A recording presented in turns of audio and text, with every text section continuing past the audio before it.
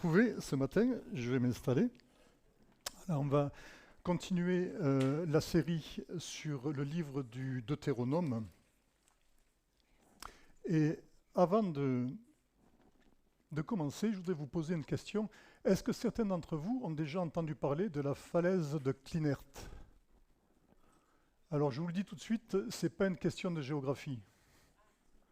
La falaise de Klinert, je peux avoir un retour? J'ai rien là. Il n'y a rien. Ça va être simple. Donc je vais me retourner. La falaise de Klinert, c'est ceci, c'est une expérience en fait qui est inspirée de ce qu'a fait une psychologue dans les années 60. Cette psychologue s'appelait Eleanor Gibson et Klinert, un autre psychologue qui s'occupait du développement de l'enfant, a repris cette expérience. L'expérience est assez simple. On prend une table avec un plateau en plexiglas et la moitié du plateau est occultée comme s'il y avait un appui sous le plateau et on met un bébé sur cette partie du plateau et on lui demande d'avancer. Et à un moment donné, le bébé va s'apercevoir qu'il n'y a plus rien en dessous.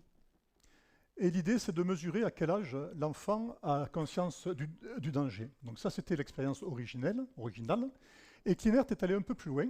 Il s'est dit, on va mettre quelqu'un à l'autre bout de la table, à l'autre bout de la partie transparente, et on va demander à l'enfant d'avancer. Et on s'aperçoit que l'enfant, il n'est pas fou. Si quelqu'un l'appelle, il regarde, il voit du vide, il se dit non, moi là, j'y vais pas. Mais voilà, si jamais la personne qui l'appelle de l'autre côté, c'est sa mère, et que sa mère a un visage souriant, qu'elle a une attitude apaisée, et qu'elle l'appelle en lui inspirant confiance, 73% des enfants prennent le risque, traversent et vont rejoindre leur mère. Bon, il y en a quand même 27% qui se disent on va se méfier, on ne sait jamais. Ça, c'est la nature humaine. Mais ce qui est remarquable, c'est que la grande majorité des enfants prennent le risque de passer sur quelque chose qu'ils considèrent comme être du vide, comme être un danger potentiel, et vont aller de l'autre côté simplement parce que la personne qu'ils ont en face, la personne qui l'appelle, leur inspire confiance, les rassure et qu'ils la connaissent. Et c'est un peu de cela qu'il s'agit dans le texte qu'on va lire aujourd'hui. On va faire des allers-retours entre l'Ancien Testament et le Nouveau Testament. Moi, je suis toujours frappé par le fait que le Nouveau Testament fait écho à l'Ancien Testament.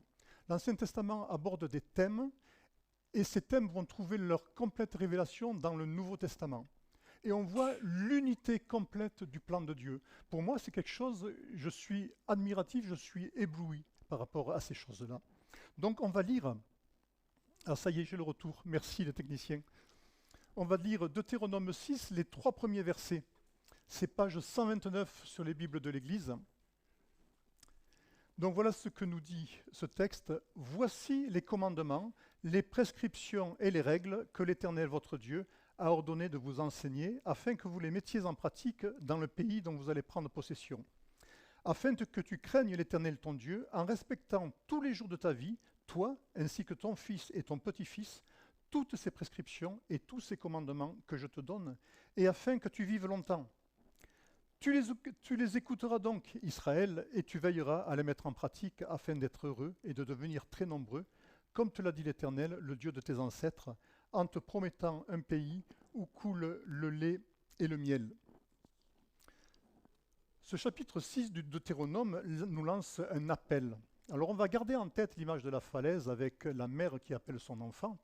C'est comme si Dieu nous lançait cet appel en nous disant « Écoute Dieu, aime-le et mets en pratique sa parole. » Dieu se tient de l'autre côté de la table.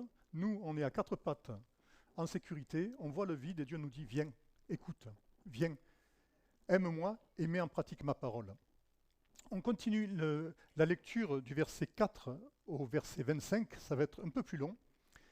Écoute Israël, l'Éternel notre Dieu est le seul Éternel. Tu aimeras l'Éternel ton Dieu de tout ton cœur, de toute ton âme et de toute ta force. Les commandements que je te donne aujourd'hui seront dans ton cœur. Tu les répéteras à tes enfants, tu en parleras quand tu seras chez toi, quand tu seras en voyage, quand tu te coucheras et quand tu te lèveras. Tu les attacheras à tes mains comme un signe, et ils seront comme une marque entre tes yeux. Tu les écriras sur les montants de la porte de ta maison et sur les portes de tes villes. L'Éternel, ton Dieu, va te faire entrer dans le pays qu'il a juré à tes ancêtres, à Abraham, Isaac et Jacob, de te donner. Tu posséderas de grandes et bonnes villes que tu n'as pas construites, des maisons pleines de toutes sortes de biens et que tu n'as pas remplies, des citernes que tu n'as pas creusées, des vignes et des oliviers que tu n'as pas plantés. Lorsque tu mangeras à satiété, fais bien attention de ne pas oublier l'Éternel qui t'a fait sortir d'Égypte, de la maison d'esclavage. C'est l'Éternel ton Dieu que tu craindras, c'est lui que tu serviras, et c'est par son nom que tu prêteras serment. Vous ne suivrez pas d'autres dieux pris parmi les dieux des peuples qui sont autour de vous, car l'Éternel ton Dieu est un Dieu jaloux au milieu de toi. La colère de l'Éternel ton Dieu s'enflammerait contre toi, et il t'exterminerait de la surface de la terre. Vous ne provoquerez pas l'Éternel votre Dieu comme vous l'avez fait à Massa. Vous respecterez les commandements de l'Éternel votre Dieu, ses instructions et ses prescriptions qu'il vous a données. Tu feras ce qui est droit et ce qui est bien aux yeux de l'Éternel, afin d'être heureux et d'entrer en possession du bon pays que l'Éternel a juré à tes ancêtres de te donner, après avoir chassé tous tes ennemis devant toi, comme il l'a dit. Lorsque ton fils te demandera un jour que signifient les instructions, les prescriptions et les règles que l'Éternel notre Dieu vous a données, tu lui diras, nous étions esclaves du Pharaon en Égypte, et l'Éternel nous a fait sortir d'Égypte par sa main puissante. L'Éternel a accompli sous nos yeux de grands miracles et prodiges, porteurs de malheur pour l'Égypte, pour le Pharaon et pour toute sa maison. Il nous a fait sortir de là pour nous amener dans le pays qu'il avait juré à nos ancêtres de nous donner. L'Éternel nous a ordonné de mettre toutes ces prescriptions en pratique et de craindre l'Éternel notre Dieu, afin que nous soyons toujours heureux et qu'il nous conserve la vie comme il le fait aujourd'hui. Nous aurons droit à la justice lorsque nous veillerons à mettre en pratique tous ces commandements devant l'Éternel notre Dieu, comme il nous l'a ordonné.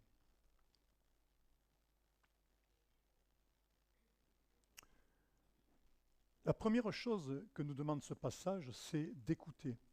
Écoute Israël, écoute peuple de Dieu, l'Éternel ton Dieu est un. Un jour, une personne, un scribe, donc une personne qui était très au fait des choses religieuses, a demandé à Jésus, mais dis-moi, quel est le plus grand des commandements? Et Jésus lui répond, c'est moi qui le dis, lui ne l'a pas dit, voici le premier, écoute Israël, le Seigneur notre Dieu est l'unique Seigneur. On le voit dans l'évangile de Marc chapitre 12. Jésus dit de ce commandement qu'il est le premier, autrement dit qu'il est le principal des commandements. Un peu plus tard, lorsque Jésus se retrouve avec 3 de ses disciples sur la montagne, vous savez l'épisode de la transfiguration, Dieu fait entendre une voix du haut du ciel, et que dit cette voix? De la nuée, une voix fit entendre ces paroles, « Celui-ci est mon Fils bien-aimé, qui a toute mon approbation, écoutez-le. » Là encore, le commandement « écoute », il est mis en avant. On le voit aussi bien dans l'Ancien Testament que dans le Nouveau Testament. Dans l'Ancien Testament, c'est celui qui vient en premier, et dans le Nouveau Testament, c'est celui dont Jésus dit qu'il est le principal. Rien de tout ce que je pourrais faire dans ma vie, rien de tout ce que vous pourrez faire dans votre vie, ne sera plus important que d'écouter la parole de Dieu. Peut-être que ça va en surprendre quelques-uns, peut-être que vous allez dire, oh là, mais écoutez la parole de Dieu, qu'est-ce que ça va m'apporter de plus? En quoi ça peut être important? Et pourtant, Dieu nous affirme que rien dans la vie n'est plus important que d'écouter sa parole. Encore faut-il être d'accord sur ce que signifie écouter. Je peux écouter ce que l'on me dit, ça rentre par une oreille et ça sort par l'autre, et je peux écouter dans le sens de je me conforme à ce qui m'a été dit. On emploie le même verbe, mais la réaction, l'attitude n'est pas la même. Alors, est-ce qu'on peut s'arrêter quelques secondes et simplement se poser la question, chacun, comment est-ce que j'écoute la parole de Dieu? De quelle manière est-ce que j'écoute la parole de Dieu? Est-ce que régulièrement, je l'entends et je trouve que c'est quelque chose de beau, quelque chose qui est juste, quelque chose qui est admirable. Je prends plaisir à l'écouter. Mais en même temps, concrètement, elle ne vient pas changer grand-chose dans ma vie. Concrètement, qu'est-ce que je vois de transformer en moi? Ben, pas grand-chose, rien. Ou bien, est-ce que je l'écoute en me conformant à ce qu'elle me dit? Est-ce que je l'écoute en la laissant venir réformer ma manière de penser, ma manière de voir les choses, ma manière de considérer les priorités, ma manière de considérer ce qui est juste et ce qui est injuste? Est-ce que la parole de Dieu est ma référence absolue? C'est une question qui est compliquée parce que si moi je dois y répondre, je dois avouer que, je veux dire, je voudrais qu'elle soit ma référence absolue, mais elle ne l'est pas, en tout cas elle ne l'est pas encore. Et le passage dit, les commandements seront dans ton cœur. Et dans la Bible, contrairement à nous aujourd'hui en Europe, le cœur, ce n'est pas le siège des sentiments. Le cœur, c'est ce qui correspond au centre de la personne. C'est-à-dire que les commandements qui sont dans mon cœur, c'est les commandements qui vont influencer chaque aspect de mon être, qui vont influencer mes pensées, mes sentiments et mes décisions. C'est quelque chose de complètement global. Puis il continue, tu les répéteras à tes enfants. En fait, ce que nous dit ce verset, c'est que les commandements doivent être la base de l'éducation des enfants. Et alors des enfants de nos enfants, mais des enfants de Dieu que nous sommes également. On n'inculque pas à des enfants quelque chose, des choses auxquelles on ne croit pas, des choses qui ne sont pas importantes. En général, ce que l'on veut transmettre à nos enfants, c'est ce qui a de l'importance pour nous, ce qui est primordial. Et puis ensuite, tu en parleras chez toi, en voyage, quand tu te coucheras, quand tu te lèveras. Autrement dit, tu auras toujours cette parole dans la tête et sur la bouche, tu témoigneras, tu ne les garderas pas secrets, tu en parleras autour de toi chaque fois que tu en auras l'occasion. Et tu te les répéteras à toi pour entretenir cette parole en toi. Et puis tu les attacheras à tes mains. C'est une manière de dire que tous nos actes doivent être en accord avec la parole de Dieu. Si je dis quelque chose, disant, mais voilà, la parole de Dieu dit de faire ceci, ou la parole de Dieu dit de se comporter de cette manière, et que moi j'ai un comportement complètement à l'opposé, tu ne voleras pas. Ouais, mais je ne déclarerai pas tous aux impôts. Tu ne tricheras pas. Oui, mais là, à l'école, j'ai un peu regardé sur la copie du voisin. Non, non, pas toi.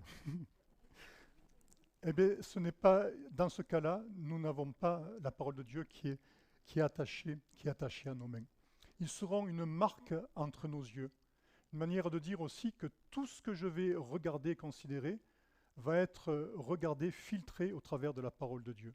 C'est-à-dire que les valeurs que je vais accepter, l'éthique que je vais avoir, ce sera quelque chose qui sera aligné sur la parole de Dieu. Et puis tu les écriras sur les montants de ta porte, de ta maison, sur les portes de tes villes. Mais c'est quelque chose qui va se voir chez moi sans ambiguïté. Pas quelque chose qui va être mis de côté, qui va être caché. J'affiche ce que je crois, j'affiche en qui je crois, j'affiche celui qui m'aime. Je le montre et je ne m'en cache pas. Jusqu'au verset 18, il y a une dizaine d'impératifs qui sont positifs. Tu aimeras l'Éternel. Les commandements seront dans ton cœur. Tu les répéteras, tu en parleras, tu les attacheras à tes mains. Ils seront comme une marque. Tu les écriras sur les montants de ta porte. Tu craindras l'Éternel ton Dieu, tu le serviras, tu prêteras serment. Vous voyez toute cette quantité d'invitations, de commandements, d'ordonnances que Dieu nous appelle à suivre. Mais il y en a 3 qui sont à la forme négative. Alors je me suis dit, bon, il n'y en a que 3 formes négatives, ça va être intéressant, qu'est-ce qu'ils veulent bien dire? Et voilà les 3. C'est une invitation à ne pas oublier l'Éternel, à ne pas suivre d'autres dieux et à ne pas provoquer l'Éternel. Ne pas oublier l'Éternel, le verset dit « Lorsque tu mangeras à satiété, fais bien attention de ne pas oublier l'Éternel. » Manger à satiété, c'est une manière de dire que on a tout ce qu'il nous faut dans la vie. On ne manque de rien. Le Seigneur nous a comblés. Et ce passage nous dit, fais attention, quand c'est le cas, quand tout va bien dans ta vie, il y a un risque. C'est que quand tout va bien, tu n'as pas besoin d'aide, tu n'as pas besoin d'être secouru. Et là, le risque est grand de dire, bon je m'en sors bien tout seul, pas la peine que je pense à Dieu, pas la peine que je m'occupe de lui. Ça va vite de trouver ce dont on bénéficie normal. Je mérite d'avoir un travail, je mérite de vivre correctement, je mérite de respirer l'air que je respire, de vivre sur une planète qui est magnifique, ou qui l'était avant qu'on la détruise, partiellement. En tout cas, Dieu nous a donné des choses auxquelles on ne fait même plus attention. Qui est-ce qui pense à dire merci au Seigneur pour l'air que l'on respire? Moi, perso, j'y pense pas souvent. Et pourtant, il suffirait de 40 secondes sans oxygène et on se rappellerait vite que c'est quelque chose de nécessaire. Qui est-ce qui se rappelle de dire merci au Seigneur pour la nature qu'il nous a donnée, pour la vie qu'il nous donne? Ça nous paraît banal, ça nous paraît normal, parce qu'on est dans l'abondance, parce qu'on manque de rien. Le Seigneur nous dit attention, méfie-toi de ne pas m'oublier quand tout va bien pour toi. Et puis tu ne suivras pas d'autres dieux. Suivre d'autres dieux, ben, c'est tout simplement tourner le dos à l'Éternel, tourner le dos à Dieu, et aller vers d'autres divinités, vers d'autres choses qui nous attirent. Et on se rappelle qu'on est dans le contexte d'une alliance. Je vous avais dit, quand on parlait du premier chapitre, le livre du Deutéronome est structuré, écrit comme un traité de renouvellement d'alliance. Un renouvellement d'alliance, ça veut dire que c'est une union entre Dieu et nous. On prend l'image du mariage. Vous vous rappelez, quand le peuple trahit l'Éternel, se détourne, l'Éternel l'appelle adultère. C'est pas pour rien. C'est parce que c'est une relation conjugale qu'il y a entre le peuple de Dieu et Dieu. Et donc, lorsqu'on se détourne de Dieu, eh bien, ça revient, c'est l'équivalent pour quelqu'un dans un mariage d'abandonner son conjoint et d'aller avec quelqu'un d'autre. C'est une trahison, c'est un adultère. Est-ce que ça nous parle un peu plus? C'est pas quelque chose d'anodin, c'est quelque chose de très sérieux.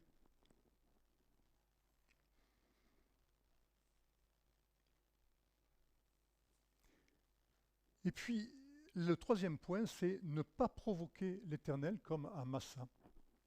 Alors à Massa, il faut revenir un peu en arrière et voir de quoi il s'agit, parce que ça ne va peut-être pas parler à tout le monde. Vous savez que lorsque Israël est sorti d'Égypte, c'est Moïse qui conduisait le peuple. C'est lui qui a été en charge de montrer la direction au peuple. Mais Moïse, il ne montrait pas la direction au peuple de lui-même. C'est pas lui qui disait, bon, qu'est-ce que j'ai décidé pour aujourd'hui? Tiens, on va aller à tel endroit, on va faire ceci, on va faire cela. Non, il y avait une nuée, et dans la nuée était l'Éternel. Et cette nuée, alors je ne sais pas comment elle était, moi je l'imagine comme une espèce de gros nuage vertical, mais bon, j'y étais pas, j'ai pas vu les photos. Et c'est cette nuée qui décidait quand le peuple allait se déplacer. Donc la nuée avançait, le peuple suivait, la nuée s'arrêtait, le peuple posait son camp, s'arrêtait. Et si la nuée restait en place pendant 3 mois, mais le peuple restait en place pendant 3 mois. Si la nuée restait 3 jours, le peuple restait 3 jours. Et quand la nuée se déplaçait, le peuple suivait. Et Moïse, lui, disait au peuple, allez, on y va, on fait ceci, on fait cela. Mais lui se fiait à la présence de Dieu au travers de la nuée. Et un jour, cette nuée arrive dans un endroit qui s'appelle Réphidim. Et à cet endroit, la nuée s'arrête. Donc le peuple pose son camp, et on s'aperçoit que dans cet endroit, il n'y a pas d'eau. Alors, un désert sans eau, c'est un peu compliqué, on ne survit pas longtemps. Et là, qu'est-ce qui se passe? Le peuple se révolte. Il se révolte contre qui? Contre Moïse. Tu nous as amenés ici, mais il n'y a pas d'eau. Mais tu fais n'importe quoi. Mais qu'est-ce que c'est cette histoire? On va tous mourir là. Le peuple se révolte contre Moïse, mais le peuple ne réalise même pas que la nuée s'est arrêtée. C'est-à-dire que ce n'est pas Moïse qui a dit on s'arrête là. Moïse, il a simplement obéi à ce que la nuée faisait, à ce que l'Éternel disait. Et en se révoltant contre Moïse, le peuple certainement ne réalise pas qu'il se révolte contre Dieu. Et cet endroit était appelé Massa et Mériba. C'est-à-dire, ça signifie tentation et contestation. Parce que la tentation de se révolter contre Dieu et de contester sa volonté, c'est exactement ce qui se passe quand je m'oppose à ce que dit la parole de Dieu, ou quand ce que dit la parole de Dieu ne correspond pas à ce que moi je veux croire. La tentation, elle est là. C'est de préférer se confier dans nos convictions que d'écouter ce que Dieu dit. C'est vrai que des fois c'est compliqué parce que la parole de Dieu, très souvent, elle est contre-intuitive. C'est-à-dire que naturellement, on n'aurait pas la réaction que la parole de Dieu nous demande d'avoir. Aimez vos ennemis. C'est intuitif ça. Quelqu'un qui me tape dessus, qui me fait du mal, je vais avoir tendance à l'aimer. Ben non, en général, au mieux, je vais avoir tendance à fuir. Au pire, je vais avoir tendance à lui en coller une. Enfin, moi, en tout cas, c'est naturellement, c'est comme ça que je réagirais. Merci Seigneur, tu m'as un peu changé. Mais je me rappelle, la personne qui m'a amené à Jésus, on avait 18 ans à l'époque, celui qui m'a témoigné, je l'ai revu il n'y a pas longtemps. Et donc 40 ans après, il me dit, parce qu'il est venu de manière très insistante, il venait chaque jour m'inviter, chaque jour, il m'a mis une tête comme ça. Et un jour, il m'a dit, mais j'ai eu peur, parce que je me suis dit, à un moment donné, tu vas t'en prendre une. Il y a un risque, mais ce que le Seigneur nous dit, c'est aimez vos ennemis, aimez ceux qui ne sont pas en accord avec vous, ou même qui vous font du mal. Et donc, Dieu appelle à aimer. Aime Dieu de tout ton cœur, de toute ton âme, de toute ta force.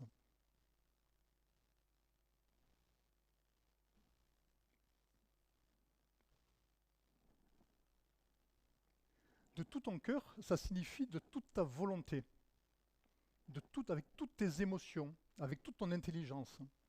De toute ton âme, c'est de toute ta passion, au plus haut point, le plus profondément possible. Et de toute ta force, c'est l'aimer excessivement, en brûlant. On se rend compte que l'amour que Dieu nous demande d'avoir pour lui, c'est pas un amour du style ouais, Seigneur, je t'aime bien. Ouais, je penserai à toi quand j'aurai le temps. J'ai rien contre toi. Tu peux, tu peux annoncer ta parole. Tu peux bénir les chrétiens. Je ne vais pas m'y opposer. Je t'aime bien. L'amour que Dieu nous demande, c'est le même amour qu'il y a dans un amour conjugal. On revient à la notion d'alliance. C'est un amour unique et absolu. Et ce qu'il y a de remarquable dans cet amour, c'est que si quelqu'un doit trahir l'alliance qui est faite avec Dieu, eh bien, ce n'est pas Dieu qui va trahir. Ça sera forcément moi. Parce que Dieu est fidèle dans tout ce qu'il fait. Donc celui dont j'ai le plus à me méfier, ce n'est pas de Dieu, c'est de moi. Et puis il y a une autre nuance dans la manière d'aimer. Le passage nous dit « Écoute Israël, notre Dieu est le seul éternel » ou bien « Notre Dieu est un » selon les traductions, ou « L'éternel est un seul éternel ». Alors très souvent, ce verset nous paraît évident parce qu'on est dans une société qui n'est pas a priori polythéiste. On croit tous, quand on croit à un seul Dieu, ou en tout cas on ne croit pas en des dieux multiples. Dans d'autres cultures, ça peut être différent. Mais quand même, si ce passage nous invite à aimer un Dieu qui est un, ça veut dire aussi qu'il faut qu'on l'aime dans sa totalité. Je ne peux pas aimer Dieu partiellement. Je ne peux pas le découper en morceaux, dire cette partie-là de Dieu, je l'aime, celle-là, allez, je la laisse de côté. Je ne peux pas aimer sa sagesse, mais ne pas aimer sa justice. Et des fois, la justice de Dieu, elle pique. Je ne peux pas aimer sa grâce, mais pas sa souveraineté. J'aime le Sauveur qui est mort pour moi, mais est-ce que j'aime le Dieu souverain qui me dit ce que je dois faire? Surtout quand ce que je dois faire, ce n'est pas exactement ce que j'ai envie de faire.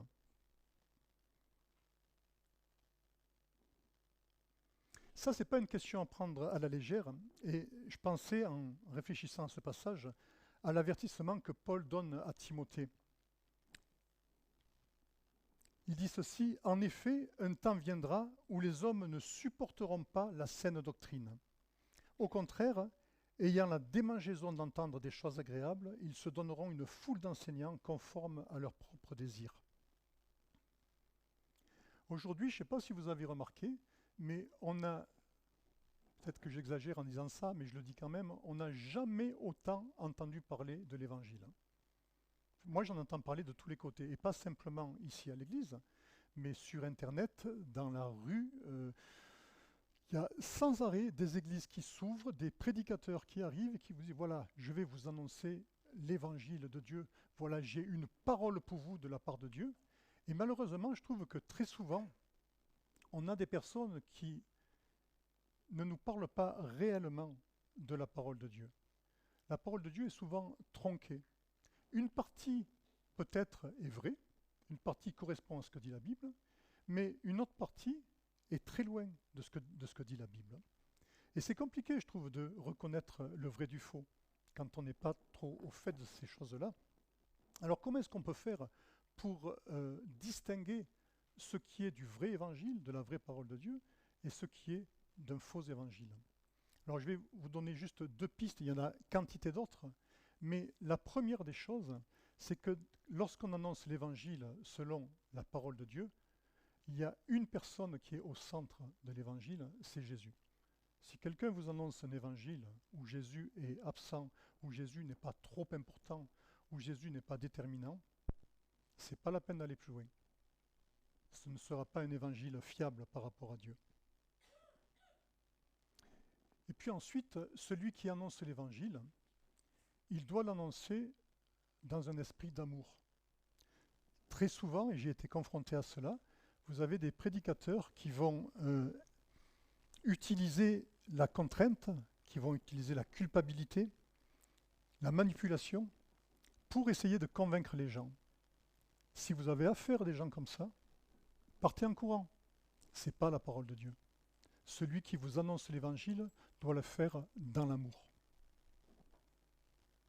C'est exactement l'attitude que Paul nous montre quand il s'écrit en 2 Corinthiens 5, « Nous vous en supplions, soyez réconciliés avec Dieu ».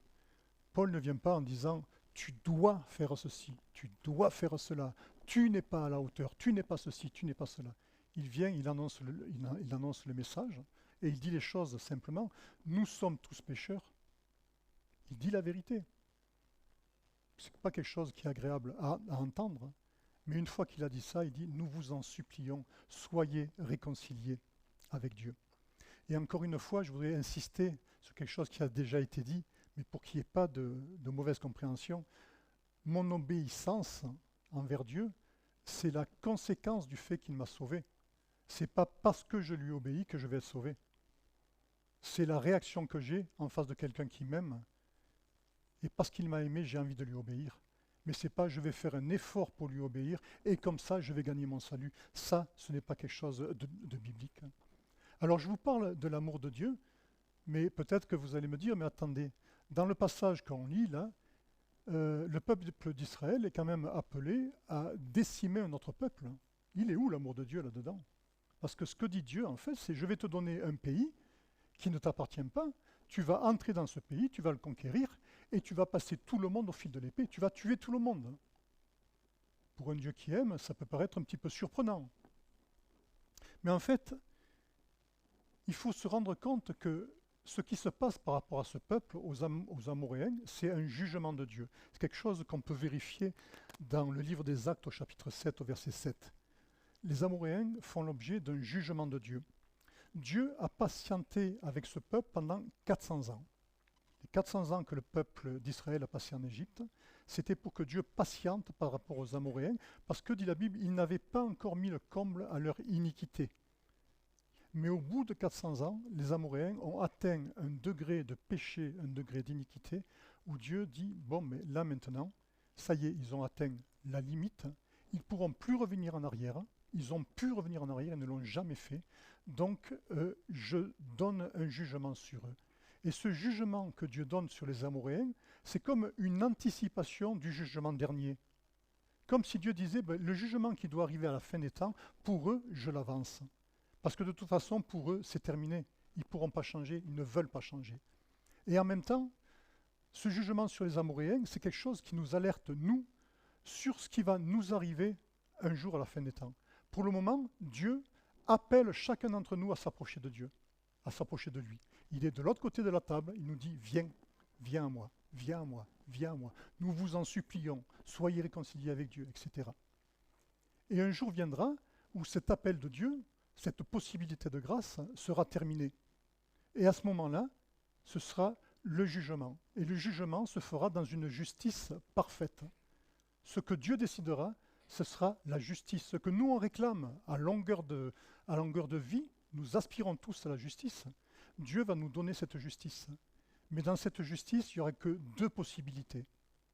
C'est soit nous aurons la vie éternelle parce que nous sommes enfants de Dieu, parce que nous aurons accepté le sacrifice de Jésus pour nous, soit nous aurons la mort éternelle, parce que nous aurons refusé de nous approcher de Dieu pendant toute notre vie, et nous serons obstinés.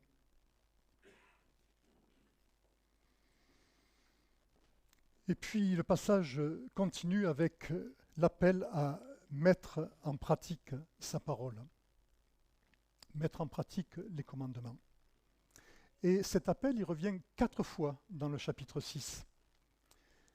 Alors le passage, il met en avant ce que Jésus a désigné lui-même comme le premier commandement, comme le plus important, d'écouter Dieu. Mais cette écoute dans le texte, elle est comme encadrée à 2 reprises, au début et à la fin du passage, par des exhortations à mettre en pratique les commandements de Dieu. Regardez. Afin que vous les mettiez en pratique, ensuite tu les écouteras et encore tu les mettras en pratique. Et ça revient encore à la fin du chapitre.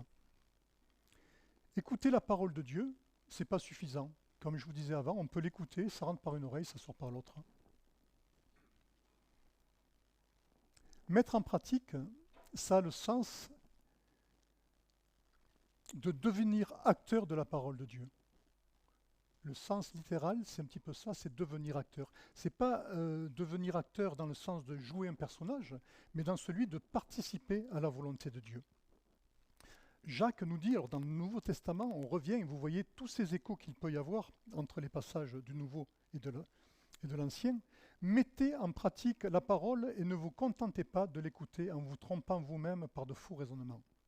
En effet, si quelqu'un écoute la parole et ne la met pas en pratique, il ressemble à un homme qui regarde son visage dans un miroir et qui, après s'être observé, s'en va et oublie aussitôt comment il était. Mais celui qui a plongé le regard dans la loi parfaite, la loi de la liberté, et qui a persévéré, celui qui n'a pas oublié ce qu'il a entendu, mais qui se met au travail, celui-là sera heureux dans son activité. Se contenter d'écouter la parole de Dieu, ça revient à ne pas tenir compte de ce que la Bible me révèle à propos de moi. La Bible, c'est comme un miroir, elle me montre tel que je suis. Si je me regarde tel que je crois être, en général, je vais brosser une image de moi qui va être assez sympa. Je suis quelqu'un de bien, je suis quelqu'un qui fait des bonnes actions, je suis quelqu'un qui a telle qualité, telle qualité. Mais la parole de Dieu nous montre que, alors tu as peut-être ces qualités, d'accord, mais tout au fond, tu es quelqu'un de foncièrement pécheur. La Bible nous dit même que nous sommes morts. Il n'y a rien de plus définitif. Alors qu'est-ce que je vais faire ? Mais si je me contente d'écouter sans mettre en pratique, je vais être exactement dans la situation de quelqu'un à qui un médecin dit vous êtes atteint d'une grave maladie, voilà le traitement qu'il vous faut. Et la personne sort de chez le médecin et oublie la consultation, ne veut plus y penser et ne va surtout pas prendre le médicament que le médecin lui a prescrit et le médicament qui pourrait le guérir. Ça, c'est la première possibilité. Ou bien, je peux plonger dans la parole de Dieu. J'aime bien cette image de plonger, parce que quand on plonge, en général, on ne reste pas à la surface. On va en profondeur.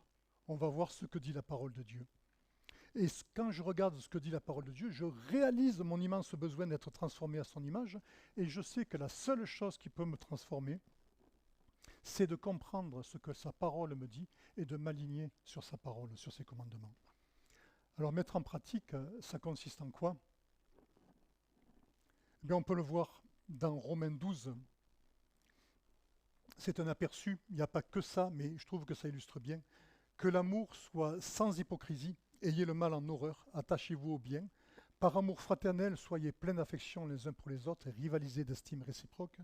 Ayez du zèle et non de la paresse, soyez fervents d'esprit, servez le Seigneur, réjouissez-vous dans l'espérance et soyez patients dans la détresse. Persévérez dans la prière, pourvoyez aux besoins des saints, etc. Bénissez ceux qui vous persécutent, bénissez, ne maudissez pas, réjouissez-vous, vivez en plein accord les uns avec les autres, n'aspirez pas à ce qui est élevé, laissez-vous attirer par ce qui est humble, ne vous prenez pas pour des sages. Est-ce que vous percevez le but que Dieu nous demande de poursuivre? Un amour pur qui n'a pas d'arrière-pensée. S'attacher au bien, c'est littéralement se cimenter au bien. Être plein d'affection les uns pour les autres. Même quand mon frère ou ma soeur m'énerve, ben oui, même quand il m'énerve, même quand il est insupportable, et etc. Et moi, combien je suis à des années-lumière de correspondre à ce que Dieu me demande. Parce que je vois que je résiste, comme l'enfant sur la falaise, je ne veux pas avancer, j'ai peur. J'ai peur de perdre ma fierté, j'ai peur de m'humilier, j'ai peur du regard des autres, de ce qui me rassure, de perdre ce qui me rassure.